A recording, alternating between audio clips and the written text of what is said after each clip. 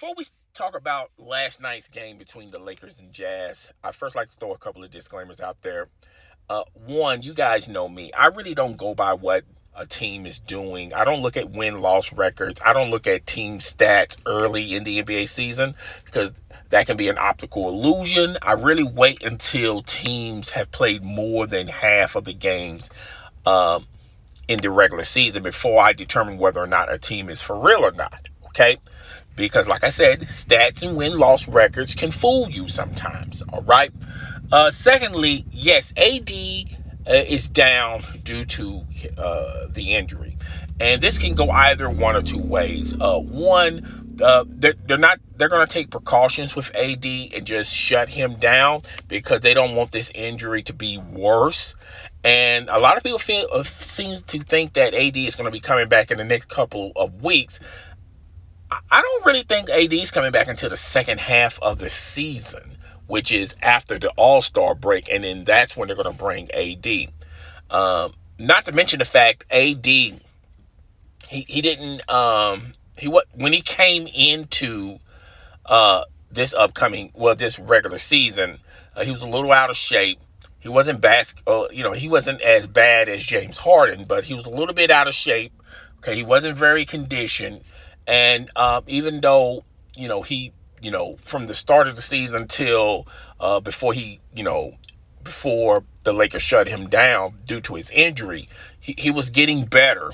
But the things that AD was doing well at last season, he's unable to do it this season. Okay? Compound the fact that the injury. And like I said, I feel like AD is not going to come back until the second half of the season after the All-Star break. Okay, that's just my opinion. I could be wrong. All right. Now, let's talk about the Los Angeles Lakers, the things they do well and the things they don't do well. Because no matter, even if AD comes back, even if everybody comes back, everyone is somewhat healthy, these problems are still going to occur. Okay. A lot of people feel like the Lakers, the big reason why they're losing is because they don't have AD. But they always had these problems. But these problems were covered up due to the fact of the team itself. The things that they can the things that they can do well, they can cover and hide the things that they're not really excelled or good at. Okay? So the Los Angeles Lakers these are the pros. They're athletic. They're younger. They can push. They can command the tempo. All right. Bench-wise is short. It's not as deep as a bench was last year. The negative about the Lakers, they don't have a lot of experienced players on that roster. Okay. They don't have a lot of size and depth, particularly at the 4 and the 5 spot. And I told you guys that at the beginning of the season, even though they all the acquisitions that they signed or got from trades, I told you guys these acquisitions. If they could have kept the players they had last year and added these players, then it would have bolstered their bench.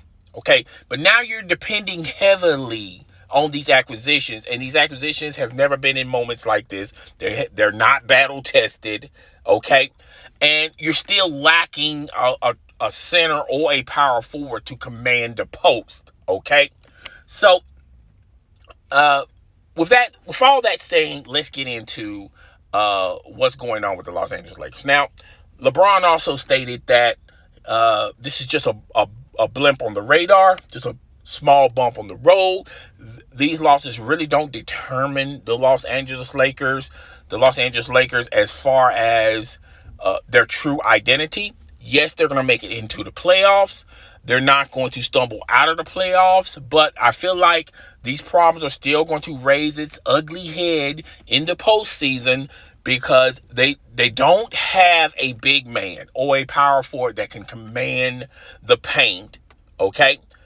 And they don't have enough players defensive-wise.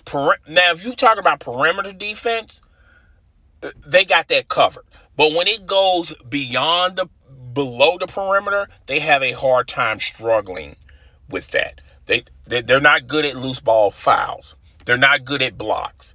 They're good at swiping at the ball, but they're not really excel when it comes to stealing. They don't have a lockdown defender. They play great team perimeter basketball, but below the perimeter, they have a hard time keeping up or staying in front of their man. Okay.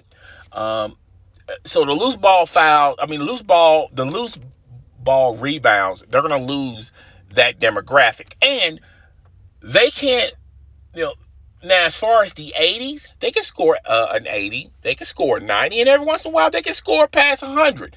But when you're talking about the Utah Jazz, the Brooklyn Nets, to a certain extent, the Los Angeles Clippers, when you talk about teams that can score at an alarming rate where you're playing catch up, you're playing a full court game, running the ball up and down the court with little to no defense, they're going to have a hard time struggling with those teams.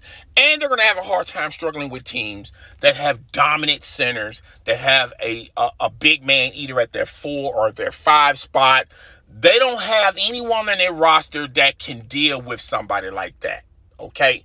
And I said that the beginning of the regular season. I told you guys, these are the things that the Lakers are going to be lacking at, and it's going to rear its ugly head during the regular season unless they make a significant trade or get someone off of the waiver wire. They could have gotten DeMarcus Cousins, and look like DeMarcus Cousins is probably going to the Clippers. I don't know. I don't know if that's going to be possible or not. But even if they had Boogie Cousins, yes, he's a big man, but he's more of a perimeter type guy. Yeah, he doesn't mind going down there getting loose ball fouls, but you're going to need someone else as well too. Gasol is not going to do it. Okay. What they have on their roster, it doesn't cut it. Okay. They got undersized players that's at the 4 and 5 position. And they got a center that likes to hover around the perimeter but doesn't want to get down low. All right. They could get into a trade and they're dangling Kuz. They're dangling Kuz. They really want to trade him they really want to put him in a package to get Bradley Beal, but I don't think Bradley Beal is going to be enough. You need a solid 4 or a 5, okay? You can probably get that individual off the streets, okay? But if you can't, you could probably do a trade. Drummond is out there. The Cleveland Cavaliers wouldn't mind getting out of Drummond's contract, but are the Cleveland Cavaliers and Dan Gilbert going to give LeBron James any hope as winning a title? And they're going to be the reason why LeBron James going to get a title because they trading Drummond. And then who they're going to give up for? I don't think the Lakers got enough future picks for the Lakers. Okay? And you're going to give up Kuz, but is Kuz a player that's a difference maker? No. Okay?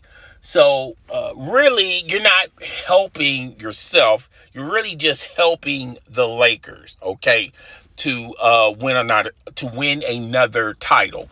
Blake Griffin, there's a possibility where they could wait until between the two teams, between Drummond's and Blake Griffin, I feel like Drummond's is going to be traded somewhere to maybe a contender. With Blake Griffin, I get the sneaking suspicion that they're going to buy him out. He's just going to be a free agent where anybody can pick him up.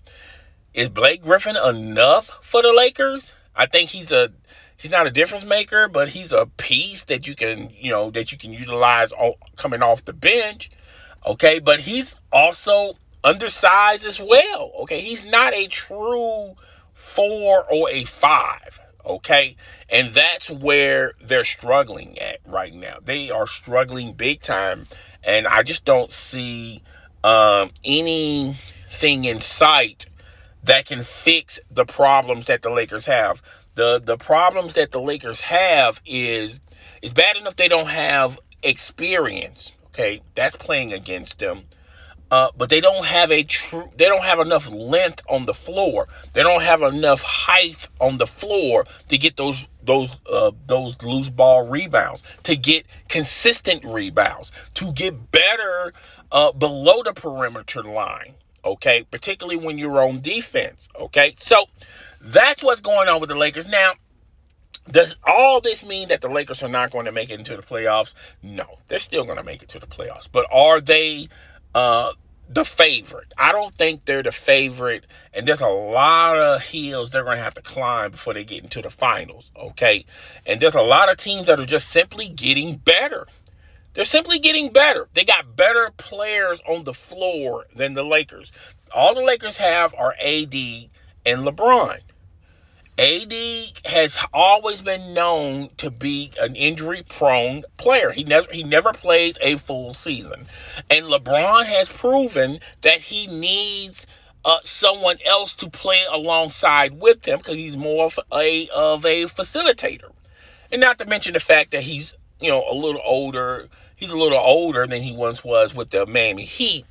But LeBron, when you look at LeBron's skill set, he still plays like, LeBron from the Miami Heat. Someone that old, they will be working more on the fundamentals. Maybe being better consistently around the perimeter. Maybe being a better free throw percentage shooter. Maybe being a little bit better at the 3-point shot. Having other things in your arsenal other than being a locomotive, taking it down the hole, either dunking it or kicking it out to somebody. And it seems like everyone knows the blueprint about him. When the game gets tight, LeBron seems to just simply kick the ball out instead of just taking it in for an and one. So it's... The Lakers, I'm not saying it's hopeless for the Lakers, but I'm just saying this Lakers team, it's going to be very difficult for this Lakers team to win the title, okay? And I'm up out of here, deuces.